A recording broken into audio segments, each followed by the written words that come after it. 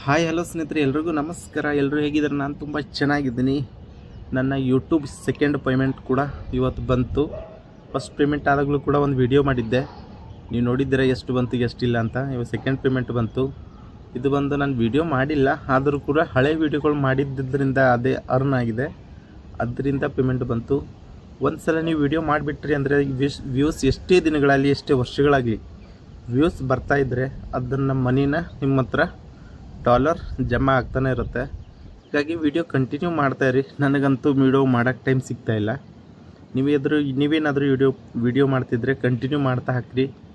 ನೀವು ವಿಡಿಯೋ ಮಾಡಿಬಿಟ್ಟು 2 ವರ್ಷ ಮನೇಲಿ ಕೂತರೂ ಕೂಡ ನಿಮ್ಮ ಸ್ಯಾಲ್ರಿ ಬರ್ತಾನೆ ಇರುತ್ತೆ. ಆ ಥರ ಈ ಯೂಟ್ಯೂಬ್ ಸಿಸ್ಟಮ್ ಇದೆ, ಆಯಿತಾ. ಸೆಕೆಂಡ್ ಪೇಮೆಂಟ್ ಬಂತು. ನಂದು 21ನೇ ತಾರೀಕು ಪೇಮೆಂಟ್ ಪೇಡ್ ಆಗಿತ್ತು. 24ನೇ ತಾರೀಕು ನನಗೆ ಬ್ಯಾಂಕ್ಗೆ ಕ್ರೆಡಿಟ್ ಆಗಿದೆ ಅಂತ ಮೆಸೇಜ್ ಬಂತು. ಎಷ್ಟು ಬಂತು ಅಂತ ಹೇಳ್ತೀನಿ. ಜಾಸ್ತಿ ಏನು ಬಂದಿಲ್ಲ, ನಾನು ಹೇಳಿರೋ ಪ್ರಕಾರ ಒಂದು $1,107 ಅಂದರೆ ಜಾಸ್ತಿ ಏನಿಲ್ಲ. ಅಂದರೆ 9,200 ರೂಪಾಯಿ ಬಂದಿದೆ. ಅದು ಬಿಟ್ಟರೆ ಜಾಸ್ತಿ ಬಂದಿಲ್ಲ. ಕಂಟಿನ್ಯೂ ವಿಡಿಯೋ ಮಾಡಿ ಹಾಕಿದರೆ ಬರ್ತಾಯಿತ್ತೇನೋ. ನಾನು ಅದು ಬಂದ ಮೇಲೆ ವೀಡಿಯೋಗಳೇ ಮಾಡಿಲ್ಲ, ಯಾಕಂದರೆ ಟೈಮ್ ಸಿಗ್ತಾಯಿಲ್ಲ, ಕೆಲಸದಲ್ಲಿ ಬ್ಯುಸಿ ಆಗಿಬಿಟ್ಟಿದ್ದೀನಿ. ನೋಡ್ತೀನಿ, ಮುಂದೆ ವೀಡಿಯೋಗಳು ಖಂಡಿತ ಮಾಡ್ತೀನಿ, ಒಳ್ಳೊಳ್ಳೆ ಕಂಟೆಂಟ್ಗಳು ಮಾಡ್ತೀನಿ, ಆಯಿತಾ.